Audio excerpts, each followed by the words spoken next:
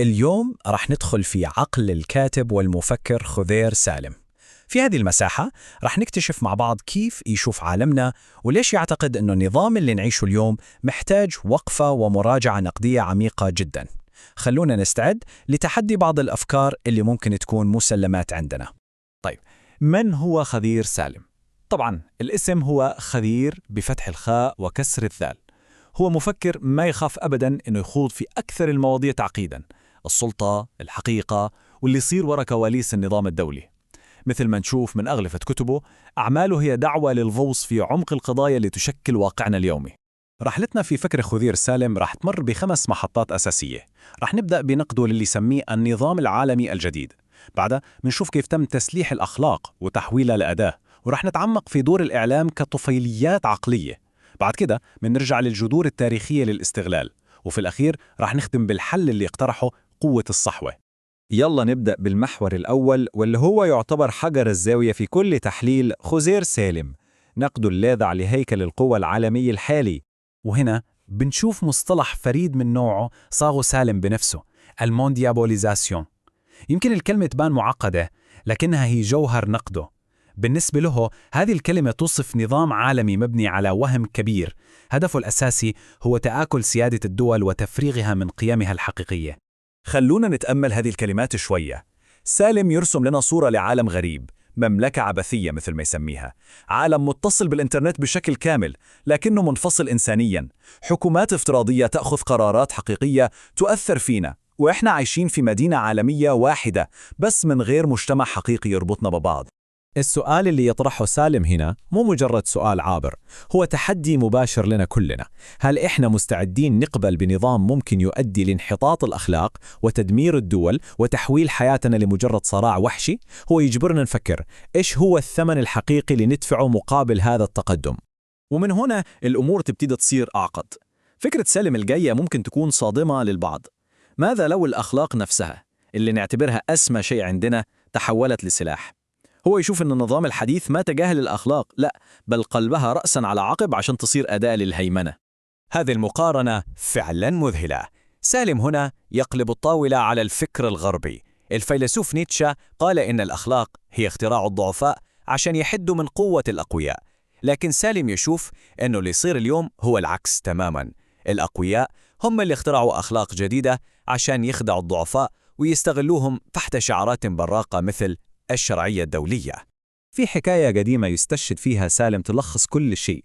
القرصان يقول للإسكندر الأكبر: الفرق الوحيد بيننا هو حجم أسطولك، أنت تنهب العالم ويسمونك إمبراطور، وأنا أسوي نفس الشيء بس على نطاق أصغر ويسموني لص. الرسالة واضحة وقاسية، الشرعية والقانون غالبا يكتبه المنتصر، والموضوع أبدا مو مسألة صح وغلط. طيب، كيف نظام مثل هذا يستمر في الهيمنة؟ هنا نوصل للأداة الأخطر حسب رأي سالم، الإعلام. هو ما يشوفه مجرد وسيلة لنقل الأخبار، لا، بل أداة لهندسة اجتماعية مصممة لتخدير العقول وتمرير رواية واحدة بس، رواية القوة. يأخذون دماغك ويضعون مكانه أدوات أخرى تفكر نيابة عنك. هذه مو مجرد كلمات، هي وصف دقيق للي يعتقده سالم. الفكرة هي أننا ما صرنا نحتاج نفتر تفكير النقدي، لأن الإعلام يقدم لنا أفكارا جاهزة ومعلبة مبرمجة لخدمة مصالح معينة. سالم يوصف تأثير الدعاية والإعلام بتشبيه قوي جدا، يسميه الطفيليات العقلية. هذه الأفكار اللي يتم بثها باستمرار تتسلل لعقولنا، تجمد قدرتنا على التحليل وتغذي الخوف، وهذا يخلينا أكثر قابلية للسيطرة. لكن كل هذا من وين جه؟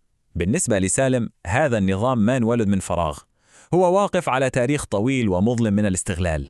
عشان نفهم الحاضر، سالم يقول لازم نواجه الماضي، وهو يبدأ بأرقام تصدم العقل. تخيلوا هذا الرقم، 112 مليوناً. هذا هو عدد الأرواح اللي يقدر إنها أزهقت من السكان الأصليين في الأمريكتين.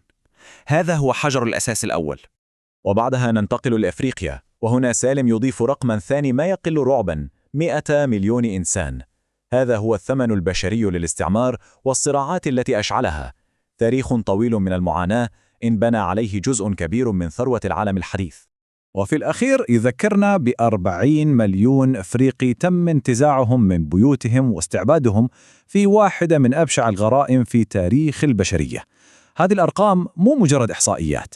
بالنسبة لسالم هي الأساس الدموي اللي النظام الحالي واقف عليه. وهنا النقطة الأهم بالنسبة لسالم، هذا مو تاريخ قديم وراح، هو يشوف خط مباشر يمتد من عصر نابليون إلى حروب العراق وأفغانستان اليوم. هي نفس اللعبة، نفس منطق الهيمنة، بس بأدوات وأسماء مختلفة. الماضي منتهى، بالعكس هو مستمر في تشكيل حاضرنا. طيب بعد كل هذا التشخيص النقدي، إيش الحل؟ هنا نصل لآخر وأهم جزء في فكر سالم، الطريق نحو التحرر. يمكن النظام يبدو قوياً ومستحيل هزيمته، لكن سالم يكشف نقطة ضعفه الحقيقية. قوته ما تيجي من الجيوش أو الفلوس، بل من شيئين بسيطين ومدهشين: جهلنا بالحقيقة وخوفنا من رفض الواقع. الجهل والخوف هم العمودين اللي يسندون كل هذا الصرح الضخم. إذن كيف نتحرر؟ الحل حسب سالم مو ثورة عنيفة، بل ثورة وعي تمر ب3 خطوات. أولاً، ندرك إن الحكام أضعف مما نتخيل وقوتهم مستمدة منا إحنا. ثانياً، نفهم إننا إحنا اللي نعطيهم هذه القوة بمجرد طاعتنا وقبولنا.